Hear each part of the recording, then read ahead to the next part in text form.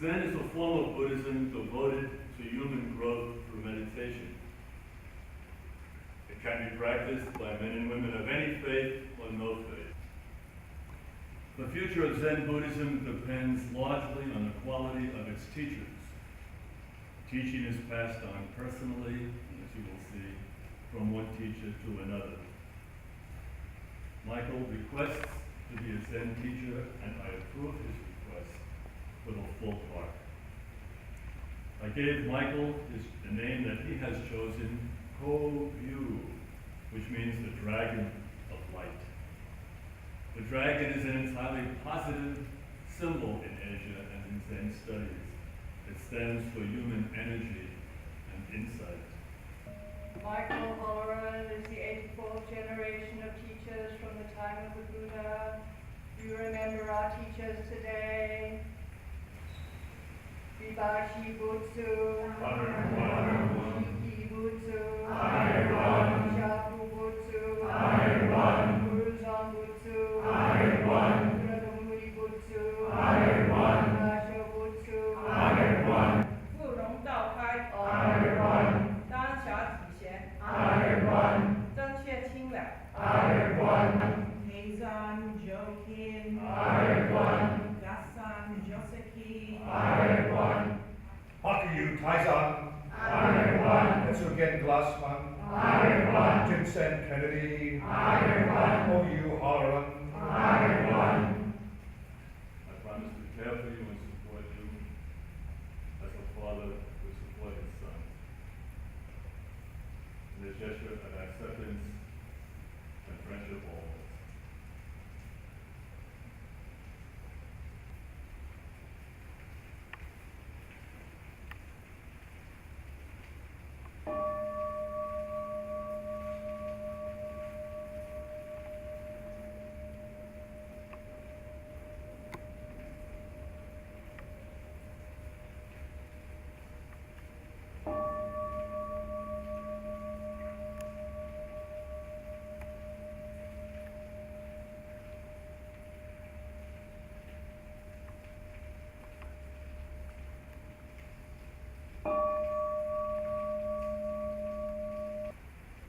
I would like to present you with your teaching robe.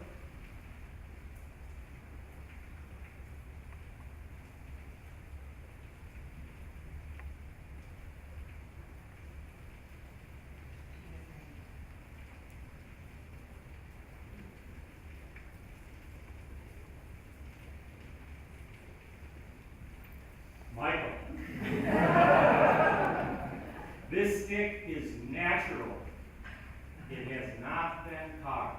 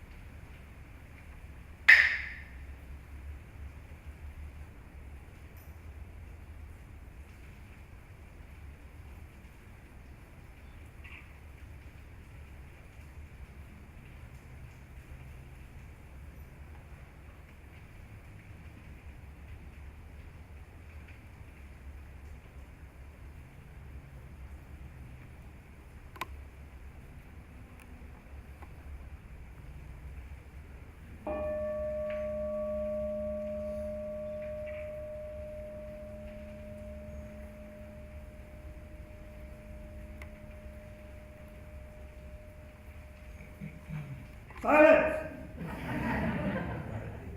See? I'm using my stick already. And my rod. Silence.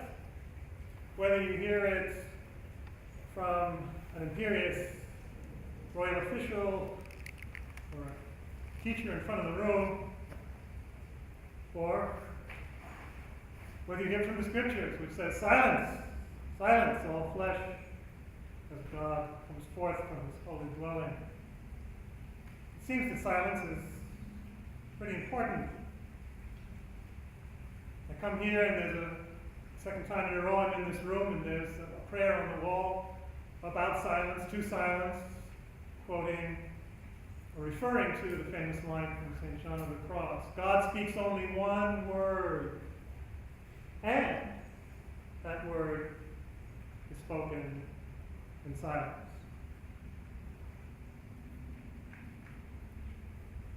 So we must hear the silence. It seems to be a fairly rare commodity in our world. Where is the silence?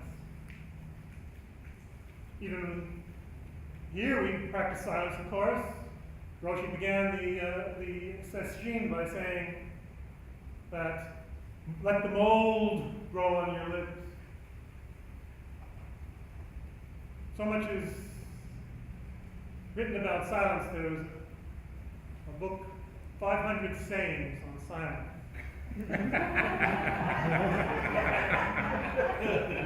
I trust the irony of that is not lost. And nonetheless, more irony, I'm going to talk about silence today.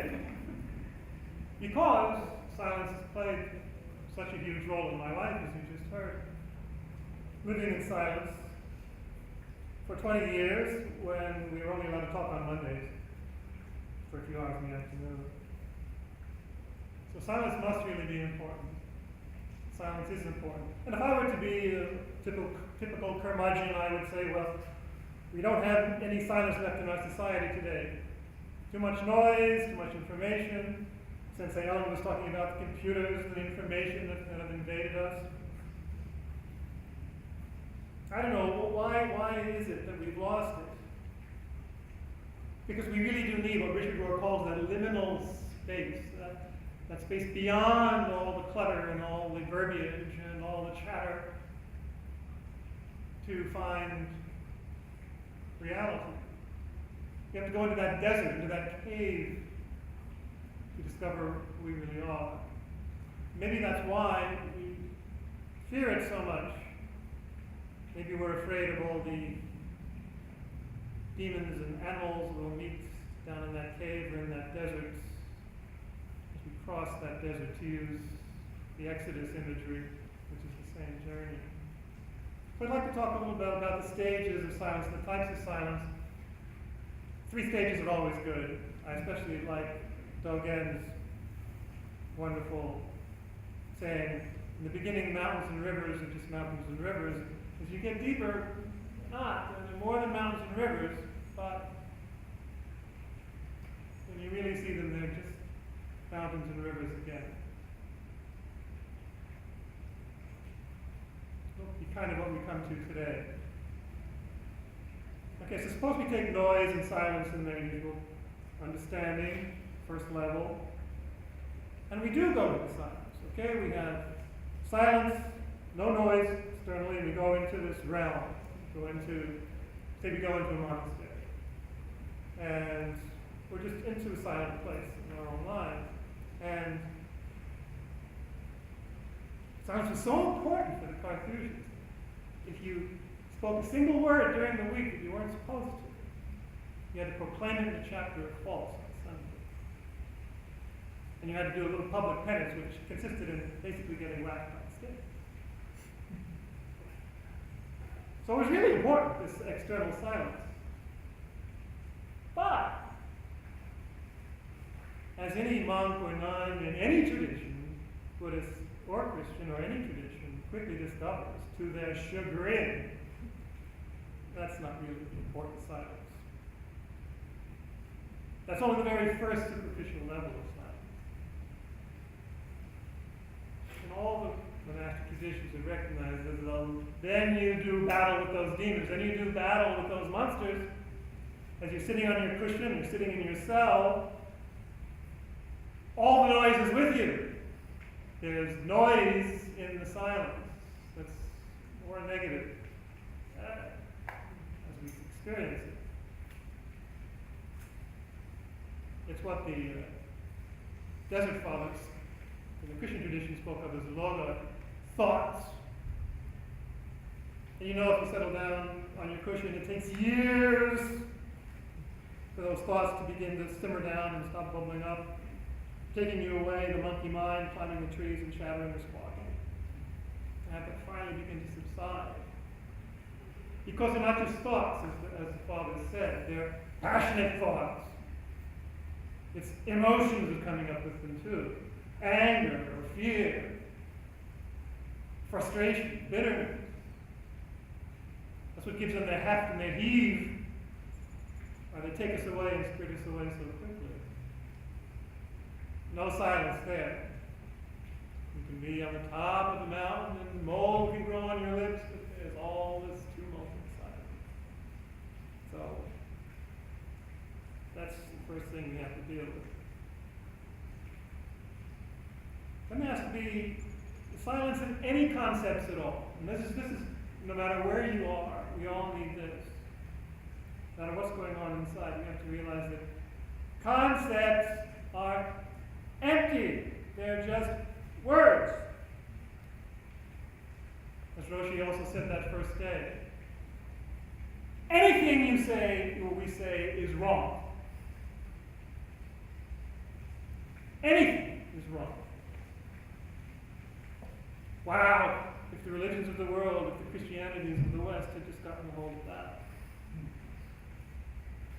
Instead of slicing each other up, burning each other at the stake for words! And it's all a human tendency, wherever we are. If only we'd all started by saying, you know, we're basically wrong. But, then what can we say?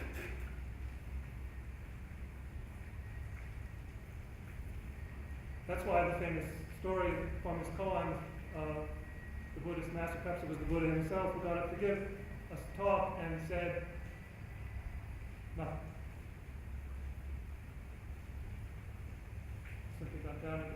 That's the only thing adequate to the truth. Silence of concepts. They're useful. They're dangerous.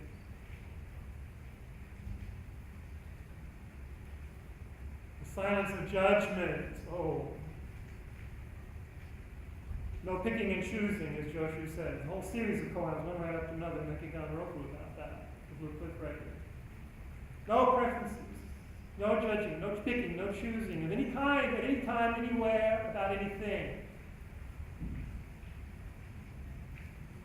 That's a difficult one.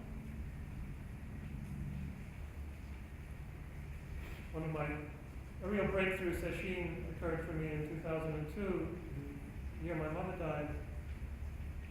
This was at the Southern Meadows, the farm, and I shared this with the Sensei Janet at the time. Here I was rooming in one of the upper floors of the cottage with this man, and he would have the air conditioner on at night, a certain speed and a certain noise, which didn't suit me. But I let it go. Do you have any idea how liberating the slightest event like that can be in your life? How utterly transformative? Don't neglect it. Not for nothing, Jesus said, do not judge. You will not be judged. And that, yes, that goes on to much more deeper things where you no longer judge people. Even inside, even the thoughts, the spontaneous reaction or immediate rush of the ego to judge and categorize and belittle and put in place just what is. Just what is. How glorious, how wonderful, just what it is.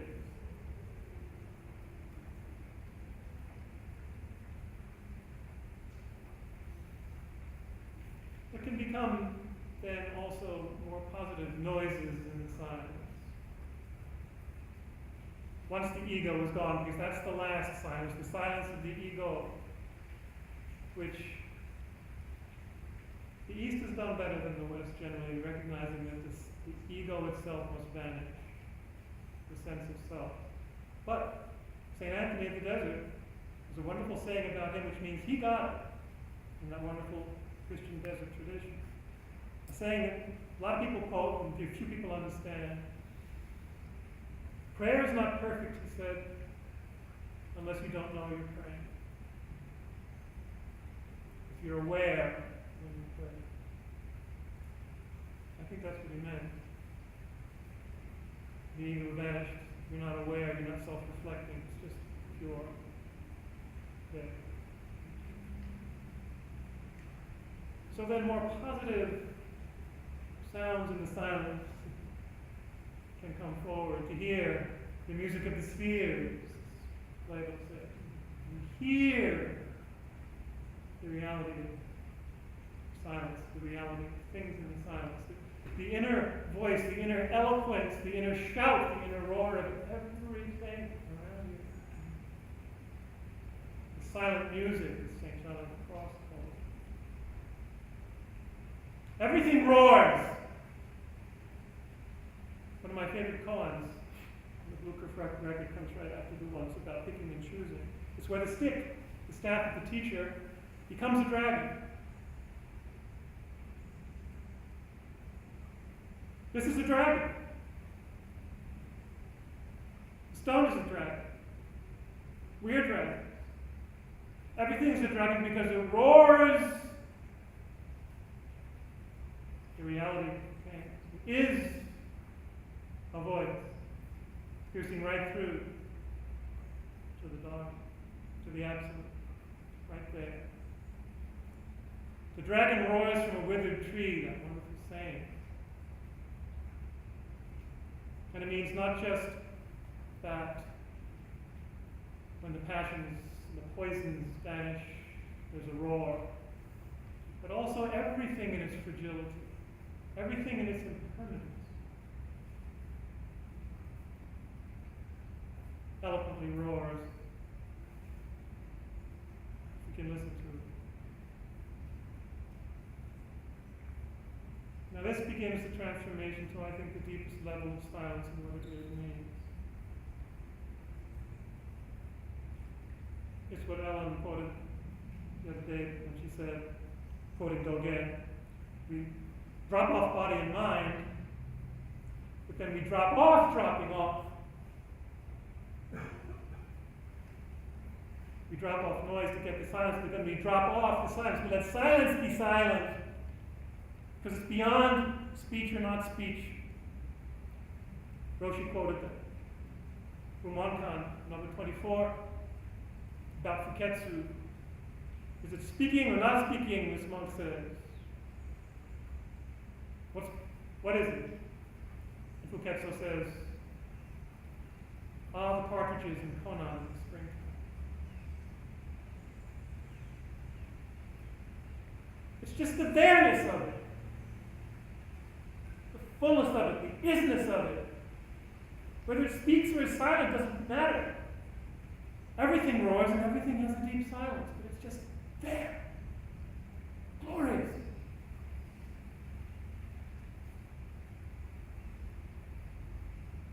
Same thing comes up with the Buddha himself 8 koans later. Same issue. Speak or not speak? Is it words or not words? And according to the translation, you get the wrong impression or the right impression here. One of them says, the world-honored one, the Buddha, kept silent to that question. That gives the wrong impression, as if to say, silence is what's important. No. It's not speech or silence. Another translation has, he just remained seated. He was just tathagata. He was just thus. He was just there. And that was the answer. It's not speech or silence.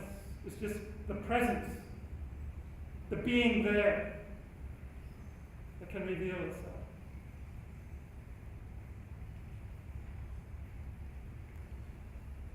Beyond speech and silence, can we really hear the roar? Can we really be sensitive to the deeper silence of everything and everyone we meet? Are we able to hear that? Are we able to be there for it, to it, in it, as it?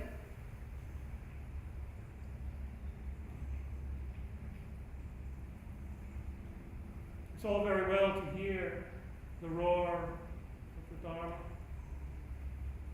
the falling rain, to see it in flower, as Charles reminded us, the Buddha's last sermon holding up the flower. But can we hear it? Can we hear the voice of the Dharma, or Sensei Greg's name? Can we hear the voice of the Dharma also in the strident taxi horn in Manhattan? Can we hear it in the homeless person crying on the street? Can we hear it in the strident sounds, the tortured sounds? Was that a distraction? Does that break our fragile silence? Or can we hear the silence in that? Now that's a compassion and a wisdom which can come from any tradition, that can come from hopefully a Zen insight, but doesn't pierce through yet to the Zen insight itself. The Zen insight itself is simply the isness of it, the there-ness of it. It is there, and therefore it is the voice of the Dharma, as it is. Can we be there?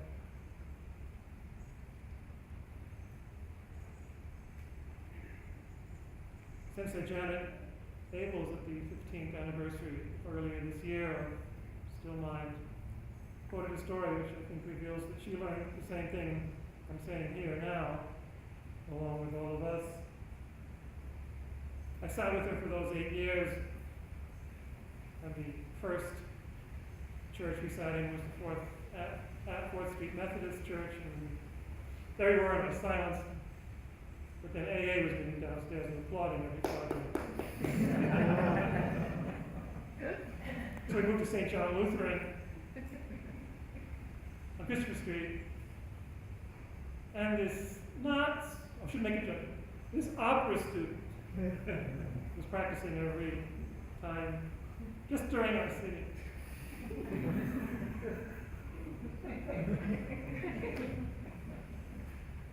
Well, when we got to gate, we had Kung Fu on the floor below.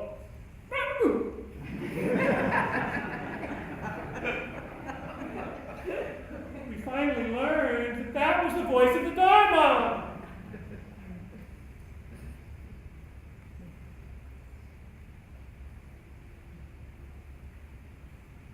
Put silence to silence. Hear what's deeper. So we're back where we started. Mountains and rivers again. Noise is noise and silence is silence, but not the same anymore. I hope. Can we hear it? Can we all be dragons to roar ourselves and sing, and to hear others and everything roar and sing?